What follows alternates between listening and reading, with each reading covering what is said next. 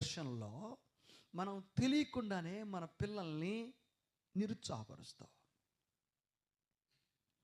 At the same time మన పిల్లల్ని వాడిని వాళ్ళలాగా ఉంచాలని కోరుకోం. వాడిని ఇంకొకలాగా అవ్వాలని కోరుకుంటాం. ఇది చాలా మందులేని వ్యాధి, పెద్ద జబ్బు. ఇది గుర్తుపెట్టుకోండి. మన పిల్లల్ని ఇంకొకలాగా అవ్వాలని ఎప్పుడు కోరుకోకూడదు. కొంచెం లోతుగా ఆలోచించండి, మీకు అర్థమవుతుంది. ఎందుకు తెలుసా? ప్రతి బిడ్డ ఈజ్ ఎ యూనిక్ పర్సనాలిటీ. టీచర్స్గా బాగా అర్థమవుతుంది. ఇక్కడ ఎవరైనా టీచర్లు ఉంటే, every child is a unique identity. వాడిలో ఉన్నటువంటి ప్రత్యేకత నువ్వు తీయగలిగితే ఒక్కొక్కడు ఒక్కొక్క ఆల్బర్ట్ ఐన్స్టీన్, అలెగ్జాండర్ ఫ్లెమింగ్ అవుతారు. కానీ మనకు అది ఎలాగో తెలియకుండా ఈయన్ని నువ్వు ఫ్లెమింగ్ లాగా అవురా అంటావు, నువ్వు అలెగ్జాండర్ లాగా అవ్వమంటావు. ఆడికంటే వాడు తాత అవుతాడు. వీడు సరిగ్గా గుర్తించి వాడి తలాంతుల్ని నువ్వు షైన్ చేయగలిగితే. నీకు అర్థమవుతున్న పాయింట్? ప్రోత్సహించాలి. మన కల్చర్లో డిగ్రేడింగ్ ఎక్కువ, డిస్కరేజ్మెంట్ ఎక్కువ.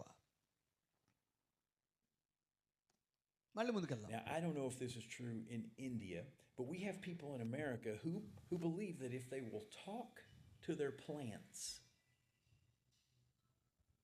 the plants they're growing in their home or in their garden or on their farm, if they will talk to them and be encouraging to them, they will grow better. మా దేశంలో, మీ దేశంలో ఎలా ఉందో నాకు తెలియదు, కానీ మా దేశంలో మేము ఒకటి నమ్ముతున్నాం.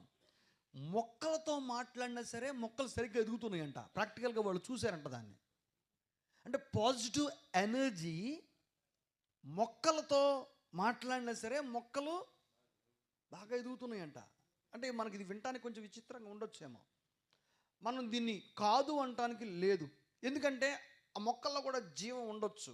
కానీ భాష అర్థమైద్దా నేను చెప్పలేను దాని గురించి. కానీ పాజిటివ్ ఎనర్జీని మాత్రం నేను నమ్ముతా.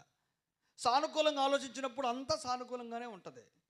వీళ్ళ ఎక్స్పీరియన్స్లో వాళ్ళ గార్డెన్స్, వాళ్ళ తోటల్లో మొక్కలతో మాట్లాడుతున్నప్పుడు మాట్లాడిన ప్రతి మొక్క పచ్చగా చిగురిస్తుందంట. అది ఎలా జరుగుతుందో నేను చెప్పలేను దాని గురించి. బట్ ఆయన అన్న మాట నేను మీకు యాజిటీస్గా ట్రాన్స్లేట్ చేస్తున్నాను. దేన్ని నమ్ముతుంటే పాజిటివ్ ఎనర్జీని నేను నమ్ముతున్నా. కాబట్టి వ్యతిరేకంగా ఉంటే అన్నీ వ్యతిరేకమే.